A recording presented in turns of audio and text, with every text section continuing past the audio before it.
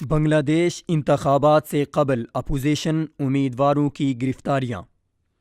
بنگلہ دیش میں 30 دسمبر 2018 کو عام انتخابات منعقد ہو رہے ہیں۔ دوسری جانب بنگلہ دیش میں اپوزیشن جماعتوں کے گرد حکومت نے گھیرا تنگ کر دیا ہے تاکہ وہ آزادانہ طریقے سے انتخابات میں حصہ نہ لے سکیں۔ ایرانی اپوزیشن جماعتوں نے بنگلہ دیشی حکومت پر الزام عائد کیا کہ کم از کم 2000 کے لگ بھگ کارکن اور انتخابی امیدواروں کو گرفتار کیا جا چکا ہے۔ واضح رہے کہ بنگلہ دیش نیشنلسٹ پارٹی 30 دسمبر کو ہونے والے عام انتخابات میں وزیر اعظم شیخ حسینہ واجد اور ان کی جماعت عوامی لیگ کی حکومت کا خاتمہ چاہتی ہے۔ دوسری جانب BNP کی سربراہ خالدہ ضیاء پر بدعنوانی کے الزامات اور سزا کے بعد انتخابات سے چند روز قبل ہی اتنی بڑی تعداد میں گرفتاریاں اپوزیشن کے لیے ایک بڑا دھچکا تصور کیا جا رہا ہے۔ BNP کے ترجمان رضوی احمد نے کہا کہ پارٹی کا اکثر انتظامی عملہ نومبر کے اختتام سے لے کر اب تک پولیس کی تحویل میں ہے۔ ان کا مزید کہنا ہے کہ پولیس نے ہماری پارٹی کے کارکنان اور رہنماؤں کے خلاف سینکڑوں جعلی مقدمات دائر کر رکھے ہیں۔ ان گرفتاریوں کا مقصد حکومت عدم برابری کی بنیاد پر انتخابات کروانا چاہتی ہے۔ یہ گرفتاریاں لوگوں میں خوف پیدا کرنے کے لیے ہیں تاکہ وہ ووٹ دینے کے لیے باہر نہ نکلیں۔